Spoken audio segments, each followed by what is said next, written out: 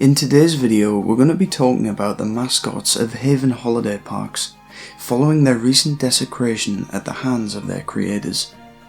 This follows the trend of the channel covering the fall of many iconic characters in media over the past few years, along with some good old British nostalgia thrown in there for good measure. If you're from the UK, you're no doubt familiar with these characters to some extent, but if you're not, just think of them as our version of the Disney mascots. Yeah, this is about as close as Britain gets.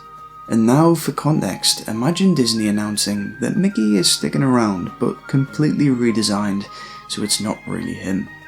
Minnie is being renamed to avoid causing offence to small people.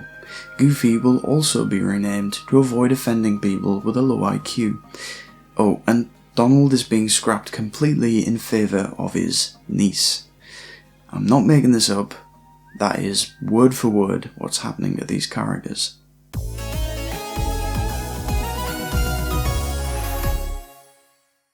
Haven Holidays own a chain of caravan holiday parks in the UK, operating a total of 41 sites across the country. The company was established way back in 1964, with the character of Rory the Tiger being introduced as the brand's mascot in 1988. His appearance was that of a Bengal tiger, who was generally unclothed but went on to wear various outfits in later years. Sometime later, Anxious, a bright pink elephant in a polka dot dress, joined Rory, along with Greedy, allegedly a Scottish gorilla, who actually more closely resembled a monkey. In 1993, Bradley Bear was introduced as the mascot of British Holidays, Haven's sister company, and would make appearances in Haven parks as a sort of crossover event, before the two companies merged in 2004 and the character took permanent residence there, which I find to be a really cool bit of backstory. It's like if Disney purchased Warner Bros, you'd have Mickey Mouse and Bugs Bunny stood side by side, and that's the case with Rory and Bradley here. There were a few other characters that came and went during this period, but to cut a long story short, two human characters in the form of DJ Ned and Polly Popkins would complete the roster of 6 mascots that ultimately became known as the Zoo Troop in 2007. This lines up perfectly with when my family purchased a caravan at one of these parks, so this is exactly how I remember the characters throughout the late 2000s. I mentioned Five Nights at Freddy's in a recent video, and I can't help but make the comparison between both sets of the 4 animal mascots that happen to play in a band on stage. Probably another reason why that series resonated with us so much, having spent a large portion of my childhood in awe of these characters doing performances, just as long as they didn't leave the stage. Something I do remember very fondly was the merchandise available, with plushes of the characters being particularly desirable, lining the walls of the gift shop and often given away as prizes. You couldn't go anywhere in the park without seeing these characters somewhere. Hell, they've got several albums under their belt and even starred in their own animated series. But in 2013, the Zoo Troop name was changed to Seaside Squad, which leans a tad close to Suicide Squad for my liking. This was around the time we sold our caravan at the site, so I can't really recall the name change. But in the years that followed this, I imagined the mascots would still be performing the same as ever, and they were. You know, like some of these characters have been around for like 30 years, so it's not like they just... Oh dear God. In August of 2022, Haven Holidays announced the dramatic changes being made to the Seaside Squad members. As alluded to before with the Disney analogy, Rory the Tiger is still called Rory, just redesigned to the point of bearing little resemblance to his original appearance. But in the scheme of things, he's the lucky one. I can't word it much better than this article by British tabloid The Sun. Quote, Anxious the elephant and Greedy the gorilla are having their names changed to Annie and George to avoid offending the nervous and the overweight.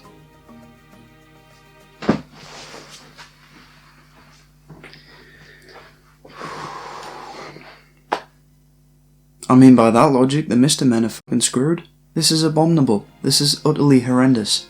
You know, believe it or not, characters are defined by their characteristics. Yes, Anxious is anxious and Greedy is greedy, but these characters were made to entertain children and have done so for many years.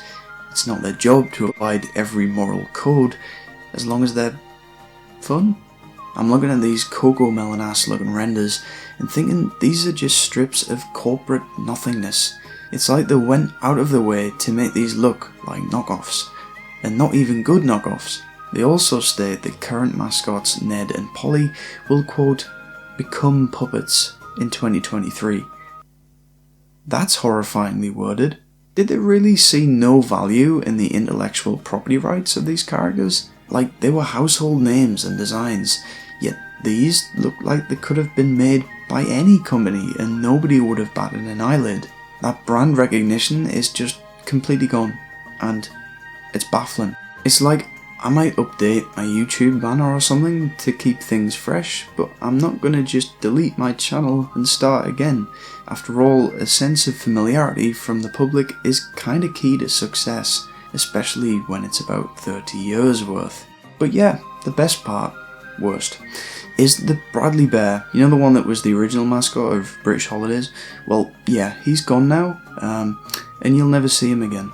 But he's handing over the reins to his niece, Jazz. Okay, moving on. But whichever way you look at this, they've effectively replaced an established male character with a female one, which always goes down well.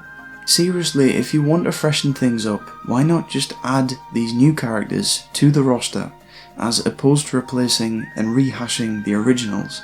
Like, what happened to creativity, man? There's apparently someone internally at Haven who've spoken up about all of this anonymously to The Sun. Quote, these characters have entertained children for years and, as far as anyone's aware, there hasn't been any complaints. Suddenly, we're having to change everything in case people get offended.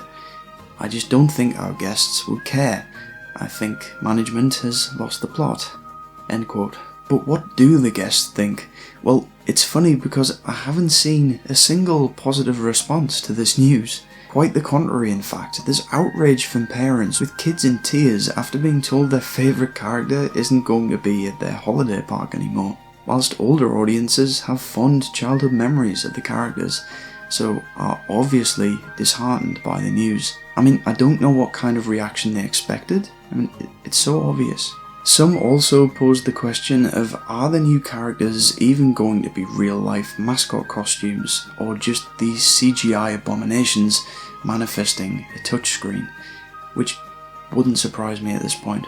So, what was Haven's response to these reactions?